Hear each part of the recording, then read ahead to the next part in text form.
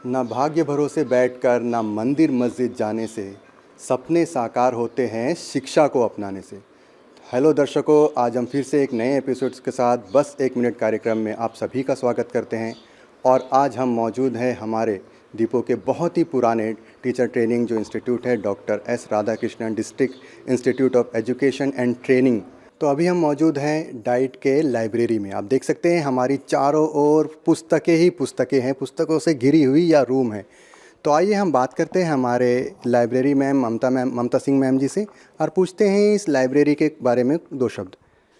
तो सबसे पहले तो ममता मैम, आपका स्वागत है हमारे बस एक मिनट में। तो हम ये जानना चाहते हैं कि ये लाइब्रेरी के जितने भी बुक्स हैं, ये क्या विशेषताएं हैं इस बुक्स की और क्या कितने सहायक हैं ये जो हमारे जो टीचर की जो ट्रेनिंग ले रहे हैं, हमारे जो स्टूडेंट्स हैं उनके लिए। सर, जो है हमारे पास जो लाइब्रेरी में बच्चों का जो सब्जेक्ट रिलेटेड सारे बुक्स यहाँ पे अवेलेबल है। और सब्जेक्ट के अलावा भी जो है हम बच्चों को बहुत सारे मैगज़ीन्स है, न्यूज़पेपर वगैरह सभी कुछ प्रोवाइड करते हैं। और इसके साथ साथ जो है बच्चों को हम सीटीटी की तैयारी भी कराते हैं। इसके लिए सीटीटी के भी सारे बुक्स जो है हमारे पास अवेलेबल है। तो मैक्सिमम सारे जो भी हमारा जो बच्चों का जो रिक्वायरमेंट है वो सभी हमारे पास अवेलेबल है। तो कोर्स से रिलेटेड बुक्स के साथ साथ मैम ने एक अच्छी सूचना दी है कि सीटीईटी के बुक्स भी यहाँ पर मुहैया करवाई गई है, जो कि आपको पता होगा मात्र इसका जो प्रमाण पत्र है वो हासिल करने से ही इन्हें जॉब में जगह नहीं मिलेगी। सीटीईटी भी इनके अगला पड़ाव रहता है टीचर्स का जो पोस्ट है उसे होल्ड करने के लिए, तो उनकी भी बुक्स यहाँ पे मुहैया है। तो मैम मैं ये पूछना चाहता हूँ कि जो लाइब्रेरी का जो एक्सेस है, स्टूडेंट्स के अलावा क्या हम बाहर से भी कोई स्टूडेंट यहाँ पे आके पढ़ना चाहते हैं, बुक्स लेना चाहते हैं, ऐसी कोई सुविधा है? बिल्कुल बिल्कुल सर, हम सभी का जो है वेलकम करते हैं यहाँ पे। अभी जैसे हमारे कुछ बच्चे सेकेंड ईयर के एग्ज़ाम्स दे के भी बाहर चले गए हैं, तो वो भी जो है अभी अपना जो भी आगे का जो पढ़ाई करने के लिए कभी कभी वो हमसे हेल्प चाहते हैं, तो हम उनको जो है यहाँ पे उनका वेलकम करते हैं और उनको जो है जो भी उनका रिक्वायरमेंट होता है तो हम बराबर उनका रिक्वायरमेंट पूरा करते हैं। अभी भी जो है कुछ बच्चे सुबह आए थे हमारे पास, जो हमारे अभी एग्ज़ाम दे के जो बाहर चले गए हैं, तो उनका भी जो है मतलब कुछ रिक्वायरमेंट था, तो हमने उनको बोला कि ठीक है आप आइए और आपका जो भी ज़रूरत है आप हमसे आप जो है जो भी हेल्प आपको चाहिए वो हम उनको प्रोवाइड करते हैं। तो बिल्कुल सही कहा मैम ने कि बाहर से जो स्टूडेंट हैं उनके लिए भी एक्सेस है यहाँ पर, वे आके जो अपने सुविधा के अनुसार बुक्स यहाँ पे रीड कर सकते हैं। तो आइए अब सीधे बात करते हैं फिर से एक बार हमारे जो होनहार स्टूडेंट्स हैं। तो यहाँ पर जो भंडार है बुकों का, उसके बीच में बैठे हैं हमारे होनहार स्टूडेंट्स। तो आप हमें एक सरल से प्रश्न का उत्तर दीजिएगा। जैसे कि आपने अभी जाना है कि जो चीफ इलेक्शन कमिश्नर है उसका कार्यकाल 6 वर्षों का होता है। क्या आप हमें ये बता सकते हैं कि जो लोकसभा का जो मेंबर होता है उनका टेन्योर कितने वर्षों का होता है? जी, ये सबसे पहले तो आप अपना नाम बताइएगा। निकिता विश्वास। निकिता विश्वास जी, तो हमारा प्रश्न ये है कि लोकसभा का जो मेंबर है उसका कार्यकाल कितने वर्षों का होता है? 5 years। 5 ईयर्स का। बिल्कुल सही उत्तर दिया है निकिता जी ने, ज़ोरदार तालियां। तो निकिता जी, आप दूसरे ईयर की छात्रा हैं। जी। आप कहाँ की रहने वाली है? न्यू पहाड़गांव। न्यू पहाड़गांव की रहने वाली है। आपने स्कूलिंग कहाँ से की है? मॉडल स्कूल अबरीन बाज़ार। मॉडल स्कूल की छात्रा रह चुकी हैं आप, उसके बाद आपने यहाँ पे एडमिशन लिया है। तो छोटे बच्चों को पढ़ाना बहुत कठिन कार्य, आप सभी को पता है। कि आपके घरों में छोटे बच्चे, आपके भाई बहन या और कोई छोटे बच्चे हैं? नहीं, घर पे तो नहीं, बट कज़न्स हैं, उन्हें मैं हेल्प करती हूँ पढ़ाई पे। कितना कठिन रहता है बड़े बच्चों को पढ़ाना और छोटे बच्चों को जो कंपेयर आप करें, सबसे ज़्यादा कठिन क्या रहता है? उनका जो अटेंशन है वो ग्रैब करना बहुत ज़्यादा इम्पॉर्टेंट है। बड़े बच्चे सुन लेते हैं, छोटे बच्चों को आप समझाने में आपका समय लगता है, बट वही वो टीचिंग का आर्ट है कि अगर आप वो सीख लेते हैं तो आप कुछ भी कॉन्सेप्ट बच्चों को ईजिली समझा सकते हैं। बिल्कुल सही कहा, छोटे बच्चों को समझाना बहुत बड़ा कठिन कार्य होता है। तो ठीक है, बढ़ते हैं आपके लिए अगला प्रश्न। चैलेंज वोट, आपने सुना है चैलेंज वोट का नाम? नहीं। क्या आप बता सकते हैं कि चैलेंज वोट क्या होता है, किसे कहते हैं चैलेंज वोट? वोटिंग के दौरान एक चैलेंज वोट भी किया जाता है। जहाँ तक मैं अपना अनुमान लगाती हूँ कि अगर कोई भी जो अपोजिशन पार्टी है, अगर उन्हें लगता है कि वो इलेक्शन सही तरह से नहीं हुआ है तो शायद वो वापस से वोटिंग टाइप कुछ थोड़ा सा और विस्तार से समझाने की कोशिश करेंगे? अगर लगता है कि इलेक्शन में कुछ निष्पक्षता नहीं है तो वो आपस वोटिंग करते हैं। आप री वोटिंग की बात कर रहे हैं? जी नहीं, ये गलत उत्तर है। आप अपने जो लाइफलाइन है उसका भी इस्तेमाल कर सकते हैं, टीचर्स से पूछ सकते हैं या अपने जो फ्रेंड्स हैं उनसे भी मदद ले सकते हैं। एलन मूर्ति सर। मूर्ति सर, मूर्ति सर को फिर से पुकार लगाइए, ज़ोरदार तालियां मूर्ति सर के लिए। पहली बार आप बता सकते हैं चैलेंज वोट किसे कहते हैं, कौन कर पाता है चैलेंज वोट? चैलेंज वोट ये है कि अगर एक का स्थान पर दूसरा कोई अगर वोट डाल के चले जाए तो उसे चैलेंज वोट भी कहते हैं। ये करने का अधिकार किसे है? ये जो वोटर्स है उसे है या और अन्य किसी को? एक्चुअली वोटर का अधिकार है, लेकिन कोई और उनका जगह में डाल के चले जाता है तो वो फिर एजेंट जो है चैलेंज करता है, तो फिर इसके बाद उसको बाद में प्रोसेस जारी रहता। जोरदार तालियां सर के लिए।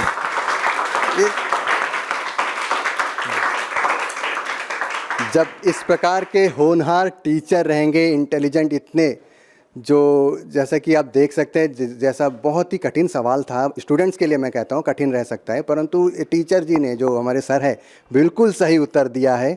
और इस प्रकार के टीचर से जब आपको गाइडेंस मिलती है, जब आपको शिक्षा मिलती है, तो हम आशा कर सकते हैं कि हमारे जो स्टूडेंट्स हैं कहाँ तक लेकर जाएंगे हमारे देश को। बहुत खूब सर। चैलेंज वोट, ये प्रश्न था कि चैलेंज वोट क्या होता है, तो मैं आप सभी को बताता हूँ चैलेंज वोट। आप बैठ सकती हैं। चैलेंज वोट वो होता है यदि, जैसे कि सर ने बताया बिल्कुल सही, कि कोई यदि हमारा वोट पोलिंग स्टेशन में आके दूसरा कोई व्यक्ति करके चला जाता है, फिर से उसको चैलेंज करना होता है, तो वोटर्स नहीं करते हैं। वहाँ पर जो पोलिंग स्टेशन के अंदर जो पोलिंग एजेंट बैठाई जाती है पार्टियों के द्वारा, जो नेशनल पार्टीज़ है या फिर जो इंडिविजुअल जो भी कैंडिडेट है उसके द्वारा, कुछ एजेंट्स को भी वहाँ पे बैठाया जाता है। प्रिसाइडिंग ऑफिसर्स का जो रूम रहता है वहाँ पर पूरी नज़र रखने के लिए, तो वो चैलेंज करते हैं कि ये इसका पहले भी वोट हो चुका है या फॉल्स वोट है, तो वो 2 रुपये का एक रिसिप्ट है, फ़ी वो भर के हमारे प्रिसाइडिंग ऑफिसर से चैलेंज करता है कि ये मैं इस वोट को चैलेंज कर रहा हूँ कि इसका वोट पहले भी हो चुका है, तो इसे कहते हैं challenge vote. Is that clear? तो निकिता जी ने 2 प्रश्नों का बिल्कुल सही उत्तर दिया, एक अपने लाइफलाइन को भी यूज़ किया, एक लाइफलाइन अभी भी आपके पास है। तो तीसरा और सरल सा प्रश्न है, यदि इसका भी उत्तर आप देते हैं तो हमारे आज के लकी विजेता आप भी घोषित हो जाएंगे। तीसरा प्रश्न ये है कि सिक्किम, नागालैंड एंड मिज़ोरम, ये जो 3 स्टेट्स हैं, इनमें इलेक्शंस को लेकर क्या विशेषताएं हैं? लोकसभा को लेकर क्या विशेषताएं हैं? सिक्किम, नागालैंड, मिज़ोरम, ये तीनों में कुछ कॉमन है, सिमिलरिटीज़ हैं। ये ट्राइबल एरियाज़ हैं, तो थोड़े से ट्राइब्स भी वहाँ पे रहते हैं, तो वहाँ पे नहीं, लोकसभा इलेक्शंस को लेकर इसमें इलेक्शन से रिलेटेड क्या विशेषताएं हैं? एक क्लू मैं थोड़ा सा सरल कर सकता हूँ, ये विशेषताएं हमारे द्वीपों में भी है उनके साथ साथ। वहाँ पे एक ही एमपी होते हैं, जो लोकसभा सीट होती है एक ही होती है। बिल्कुल सही उत्तर दिया है। ये तीनों जो स्टेट्स है उसमें ये विशेषता ये है कि एक सीट होता है लोकसभा के लिए। तो तीनों प्रश्नों का बिल्कुल सही उत्तर दिया है। तो दर्शकों, जैसा कि आपने देखा कि निकिता जी ने भी 3 प्रश्नों का बिल्कुल सही उत्तर दिया है, तो आइए उसे भी पेश करते हैं। बहुत ही प्यारा सा सुभनिया जो कि भेंट किया जा रहा है चुनाव आयोग की ओर से। कॉन्ग्रेचुलेशन, बहुत बहुत खूब।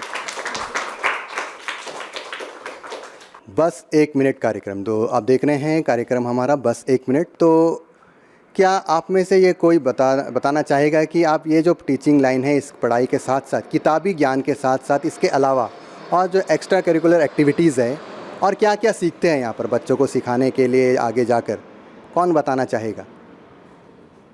किताबी ज्ञान है, जो पुस्तकी ज्ञान है, उसके अलावा भी आपको बहुत सारी चीज़ों को सिखाया जाता है कि बाद में जाकर आप स्कूल्स में जो छोटे नन्हे मुन्ने बच्चे होते हैं, जो हमारे देश का भविष्य होते हैं, उसे शिक्षा देने के लिए कैसे तैयार करते हैं। जी, आपका नाम? My name is Rahul L Sharma. आप बताना चाहेंगे कि आप जो किताबी ज्ञान है उसके अलावा भी और क्या सीखते हैं यहाँ पर?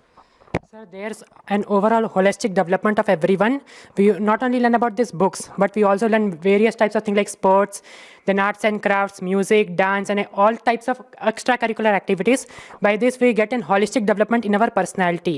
The teachers also are very friendly and supportive, so we are learning a lot of things, and there is overall holistic development. तो आइए आप सभी के लिए अगला प्रश्न।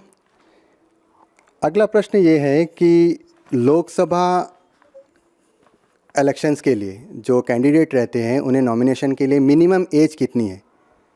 मिनिमम एज कितनी होती है लोकसभा का इलेक्शन लड़ने के लिए, कैंडिडेट के लिए? कौन बताना चाहेगा?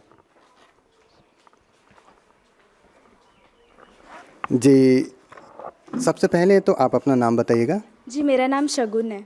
शगुन जी, तो बहुत ही प्यारा नाम है। क्या इस नाम का मतलब अर्थ आपको पता है? कोई भी अच्छा गुण।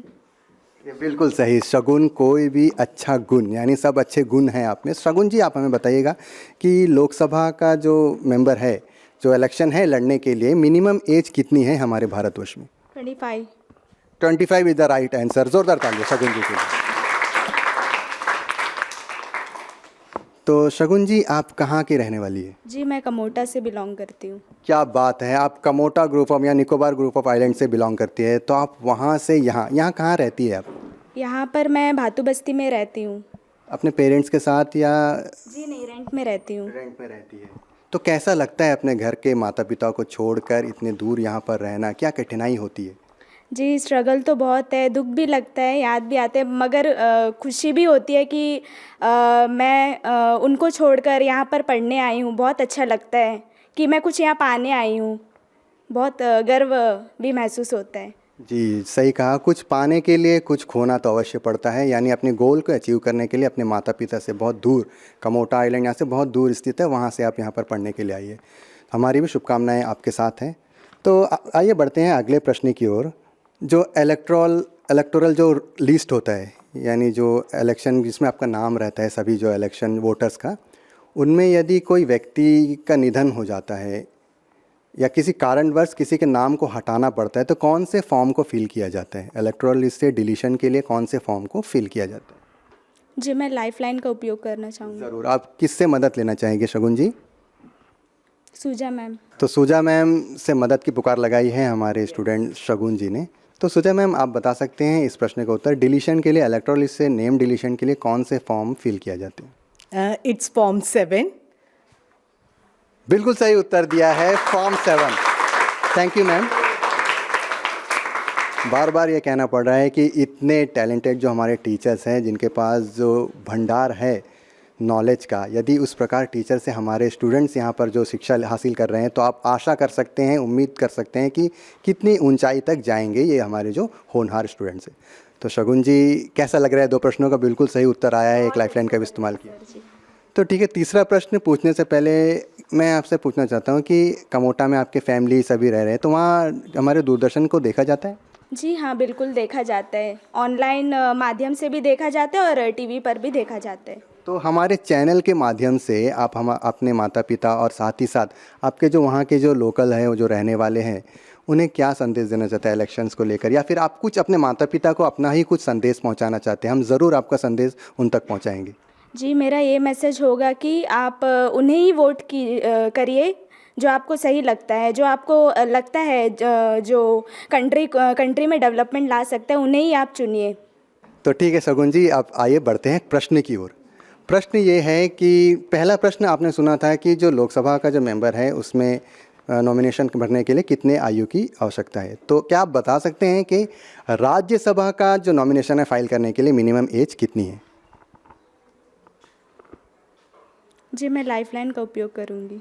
ज़रूर, आपके पास एक लाइफलाइन अभी भी मौजूद है। आप किसकी मदद लेना चाहेंगी? निकिता।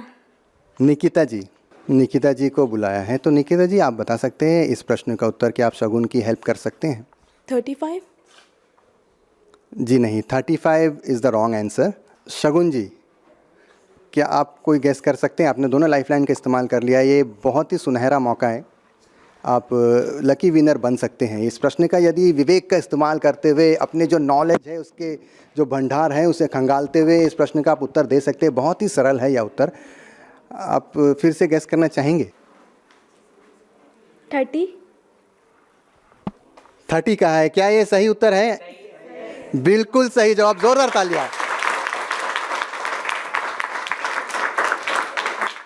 तो शगुन जी भी आज की हमारी लकी विजेता बने हैं। तो आइए उसे भी पेश करते हैं, प्यारा सा सुभनिया जो कि भेंट किया जा रहा है चुनाव आयोग की ओर से। कॉन्ग्रेचुलेशन शगुन जी।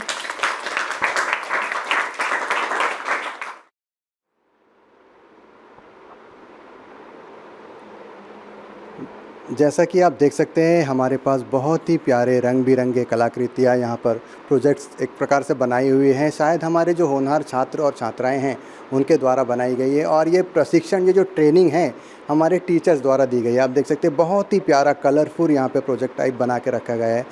तो आइए जानते हैं ये हमारे जो किताबी ज्ञान है उसके साथ साथ ये जो नॉलेज उन्हें दी जा रही है, ये जो प्रशिक्षण दी जा रही है, खूबसूरत जो इन्होंने बनाया है प्रोजेक्ट टाइप, ये इसका कितना महत्व है हमारे टीचर ट्रेनिंग के हिसाब से। तो आइए बात करते हैं हमारे टीचर से।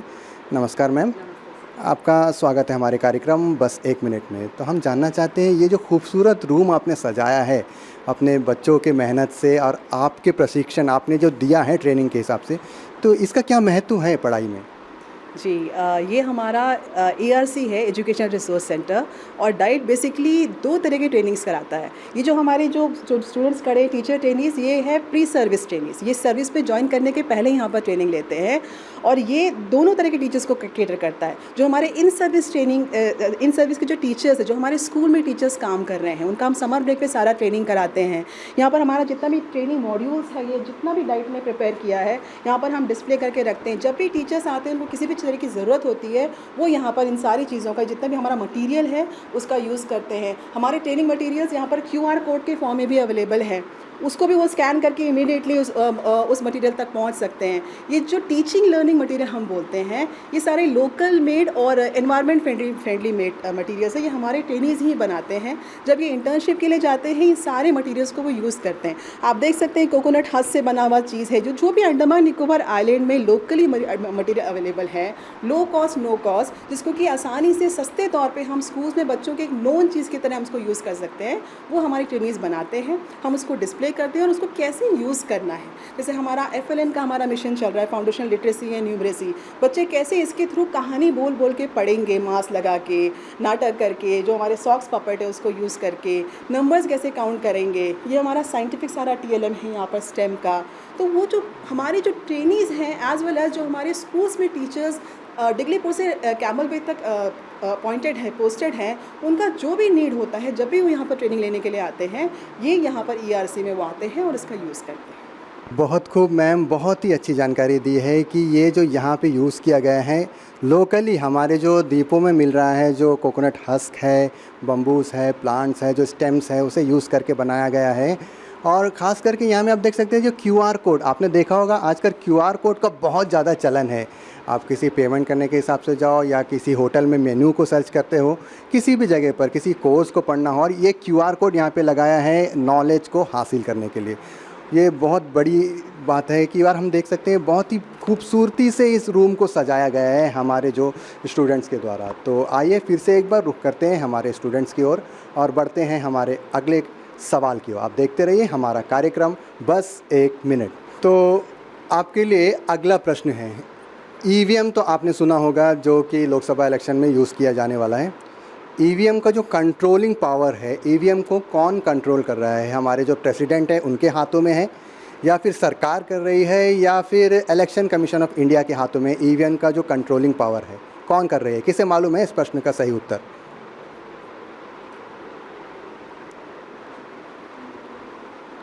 जी हाँ, आप बता सकते हैं EVM का कंट्रोलिंग किसके अंदर में? EVM का जो कंट्रोलिंग पावर है इलेक्शन कमीशन ऑफ इंडिया के पास है। जी बिल्कुल सही कहा कि पूरा का पूरा जो कंट्रोलिंग है, जो कि एक निष्पक्ष जो संस्था है, एक इंडिविजुअल संस्था है, इलेक्शन कमीशन ऑफ इंडिया, उनके पास है EVM के फुल्ली कंट्रोलिंग का जो पावर है। तो राहुल जी ने पहले प्रश्न का बिल्कुल सही उत्तर दिया है।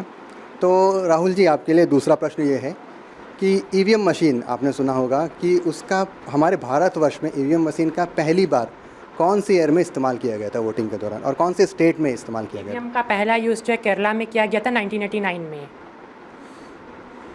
1989 केरला, आपने बिल्कुल सही कहा है कि केरला में इस्तेमाल किया गया था EVM मशीन का पहली बार बाई इलेक्शन के दौरान, परंतु जो ईयर है तो अब थोड़ा सा ऊपर नीचे हुए हैं। तो सही उत्तर आप एक गेस कर सकते हैं, केरला बिल्कुल सही कहा है। कौन सी ईयर में किया गया था, फिर से एक गेस कर सकते हैं आप? 1982। 1982 का है, क्या ये सही है? जी ये बिल्कुल सही कहा गया है कि 1982। 1982 यानी 1982 में हमारे भारतवर्ष में ईवीएम को पहली बार लॉन्च किया गया था इलेक्शन के दौरान, वो भी हमारे केरला के एक स्टेट में बाय इलेक्शन के दौरान। तो राहुल जी, ये जो नॉलेज है इलेक्शन से रिलेटेड, हमने देखा है आपने अपने कॉलेज के बारे में भी कुछ बताया है, ये आप कहाँ से गेन कर रहे हैं? ये यानी आप यहाँ से पढ़ाई करने के बाद और भी कोई सोर्स है, इलेक्ट्रॉनिक मीडिया है, सोशल मीडिया है, उससे भी आप शिक्षा हासिल कर रहे हैं? जी सर, यूट्यूब के माध्यम से और भी मैं बहुत कुछ जान पा रहा हूँ, लेकिन हमारे टीचर्स भी बहुत कुछ हमें जानकारी देते हैं, तो उसके बदले में मैंने बहुत कुछ यहाँ पर सीखा है। जैसा कि राहुल जी ने कहा कि मात्र बुक के ऊपर ही डिपेंड ना रहे, आजकल हमारे पास कनेक्टिविटी की बहुत अच्छी सुविधाएं हैं हमारे द्वीपों में। यूट्यूब यानी सोशल मीडिया के बढ़ चढ़ के हिस्सा लीजिए और सही साइट का चुनाव, मेन है सही साइट का चुनाव करिए। बहुत सारे फेक साइट्स भी हैं, सही साइट्स का चुनाव करके भी आप अपने नॉलेज के जो भंडार है उसे बढ़ा सकते हैं। तो राहुल जी, 2 प्रश्नों का बिल्कुल सही आपने जवाब दिया है और ना ही आपने अभी तक लाइफलाइन का इस्तेमाल किया है। तो तीसरा प्रश्न है राहुल जी आपके लिए, स्वीप SVEEP ये एक फ्लैगशिप प्रोग्राम है जो कि ECI के द्वारा चलाया जा रहा है इलेक्शन का अवेयरनेस फैलाने के लिए। तो स्वीप का मतलब फुल फॉर्म आप बता सकते हैं? SVEEP। सर, मैं लाइफलाइन लेना चाहूँगा। जी ज़रूर, आपके पास लाइफलाइन है, आप इस्तेमाल कर सकते हैं। निकिता जी, आप सामने आ जाइएगा। तो निकिता जी, स्वीप आपने सुना होगा, आपने पोडलर में भी देखा होगा, हमारे द्वीपों में भी कई जगह पर अवेयरनेस कार्यक्रम चला रहे हैं इलेक्शंस को, खासकर इलेक्शंस को लेकर के। एक छोटी सी एक बॉडी बनाई गई है कुछ ऑफिशियल्स को मिलाकर इलेक्शन कमीशन के द्वारा। स्वीप का मतलब फुल फॉर्म आप बता सकते हैं हमें? Systematic voter education and electoral participation. ये 2015 में लॉन्च हुआ था, जो कि प्रमोट करता है वोटर एजुकेशन और जो पार्टिसिपेशन है इलेक्शन में, उसको लिए बहुत न्यू इंक्वायरी जो है आप उसमें जाके पूछ सकते हैं। बिल्कुल सही उत्तर दिया है निकिता जी ने, ज़ोरदार तालियां निकिता जी के लिए। तो राहुल जी ने लाइफलाइन का इस्तेमाल किया और पुकार लगाई थी उनके जो मित्र हैं निकिता जी को, बिल्कुल सही उत्तर दिया। ये उत्तर आपको कहाँ से मालूम चला? सर, मैं डेली टेलीग्राम पढ़ती हूँ, तो उसके द्वारा कुछ बहुत सारी चीज़ें पता चलती है और आपके जो चैनल है दूरदर्शन, उसके भी तरह बहुत कुछ जानकारियाँ प्राप्त होती है आए दिन। तो फिर से एक सही जवाब दिया है, बताया है कि नॉलेज कहाँ कहाँ से आप गेन करें। न्यूज़पेपर्स को पढ़े, सोशल मीडिया के ऊपर ध्यान दें और किताबी ज्ञान तो आपके पास है ही, आपके टीचर होनहार टीचर आपके पास है ही। तो निकिता जी, कि आपका पहला मत रहेगा? जी। तो 2024 का जो मत है आपका पहला रहेगा। तो आप अपने जो स्टूडेंट्स हैं, अपने जो मित्र हैं, उन्हें और हमारे जो व्यूवर्स हैं, उन्हें क्या संदेश देना चाहते हैं कि 2024 का जो इलेक्शन है उसमें पार्टिसिपेशन के लिए क्या कहना चाहते हैं? यही कि आप अपना कैंडिडेट जो है, अपना उम्मीदवार सही चुनें, देख कर चुनें। आप बहुत सारी चीज़ों का आप देखिए कि वो कैसे उन्होंने काम किया है पिछले सालों से, कैसे वो कर रहे हैं, उनका जो मैनिफेस्टो है वो क्या है, उनका जो घोषणा पत्र है वो किस चीज़ पे वो ध्यान देते हैं, विकास के लिए वो किस चीज़ पे अपना ध्यान देकर देश को आगे बढ़ाएंगे, समाज को आगे बढ़ाएंगे। तो बहुत बहुत बधाई। तो राहुल जी ने भी हमारा आज का यह पुरस्कार जीता है। तो आइए पेश करते हैं राहुल जी के बहुत ही प्यारा सा सुभनिया जो कि भेंट किया जा रहा है चुनाव आयोग की ओर से। बहुत बहुत बधाई राहुल जी। किताबी ज्ञान के साथ साथ और अन्य तरीके से भी, जैसा कि हमारे स्टूडेंट्स ने भी बताया कि यूट्यूब चैनल एक माध्यम है, न्यूज़पेपर एक माध्यम है, आपको जहाँ से भी ज्ञान मिलता है बटोरते रहिए और अपने ज्ञान के भंडार को बढ़ाते जाइए और बढ़ाते जाइए। और भूलिएगा नहीं कि आने वाला जो 19 तारीख को हमारा लोकसभा का इलेक्शन आने वाला है, उसमें ज़रूर जाइएगा, वोटिंग करिएगा, सभी काम को दरकिनार करिएगा और उस दिन वोटिंग करने ज़रूर जाइएगा और हमारे देश का जो लोकतंत्र है उसमें मजबूत बनाने में अपना सहयोग दीजिए। तो जाते जाते मैं हमारे जितने भी टीचर्स हैं डाइट के और साथ ही हमारे जितने भी स्टूडेंट्स हमारे साथ बने रहें, सभी का हमारी चैनल की ओर से धन्यवाद करता हूं और आपसे लेता हूं विदा। देखते रहिए हमारे कार्यक्रम बस एक मिनट। धन्यवाद। जय हिंद, जय भारत।